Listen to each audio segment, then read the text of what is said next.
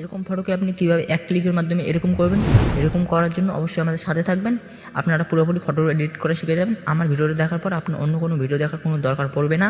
সরাসরি চলে যাবো আমরা মোবাইল স্ক্রিনে। ওরকম ফটো এডিট করার জন্য আমাদের একটা অ্যাপস থাকবে, আমরা সরাসরি চলে যাবো প্লে স্টোরে। এখান থেকে আপনি সার্চ করবেন VIVID লিখে সার্চ করে নেবেন। এখান থেকে আপনি অ্যাপসটা ইনস্টল দিয়ে নেবেন। আমার ইনস্টল দেওয়া আছে, তাই আমি ওখানে ক্লিক করলাম। এরকম ইন্টারফেস শো করবে। নিচে এইখানে ক্লিক করবেন। ক্লিক করার পর এরকম ইন্টারফেস শো করবে। 2-3 বার আপনি নিচে ক্লিক করে নেবেন। ক্লিক করে নেওয়ার পর এরকম ইন্টারফেস শো করবে। নিচের দিকে কোনো ক্লিক করবেন না, উপরে দেখবেন করে দেখবেন আছে, ওখানে ক্লিক করবেন।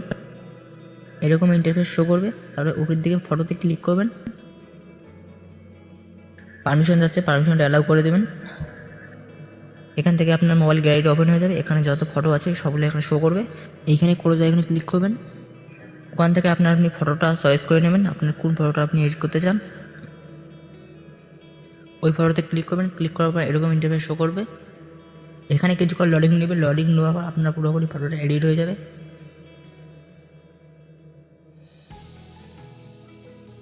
লোডিং হওয়ার পর এরকম ইন্টারফেস শো করবে। আপনার পুরোপুরি এডিট কমপ্লিট। এটা হচ্ছে তার অরিজিনাল ফটো, আর এটা হচ্ছে তার এডিটিংয়ের ফটো। এখান থেকে আপনি দেখতে পাবেন যে অরিজিনাল ফটোটা কেমন হয়েছে আর এডিটিংয়ের পর ফটোটা কেমন হয়েছে সেটা আপনি দেখতেই পাচ্ছেন এখানে। এবার আমাদের কাজ হচ্ছে মোবাইল গ্যালারিতে কীভাবে ফটোটা সেভ করতে হবে। সেভ করার জন্য আপনি আইড অপশনে ক্লিক করেন। ক্লিক করার পর এরকম ইন্টারফেস শো করবে। ভিডিওটাকে ডাউনলোড করার জন্য উপরে 3 অপশন আছে, ওখানে ক্লিক করবেন। তারপর ডাউনলোড অপশনে ক্লিক করবেন। একটা অ্যাড আসবে, আপনি অ্যাডটা পুরোটা দেখে নেবেন। অ্যাডটা পুরোটা না দেখলে আপনার মোবাইল গ্যালারি কিন্তু ফটোটা কোনোদিনও সেভ হবে না। অ্যাডটা আপনি পুরোটা দেখে নেবেন, যতটা অ্যাড আছে পুরো অ্যাডটা আপনি ওয়াচ করে নেবেন।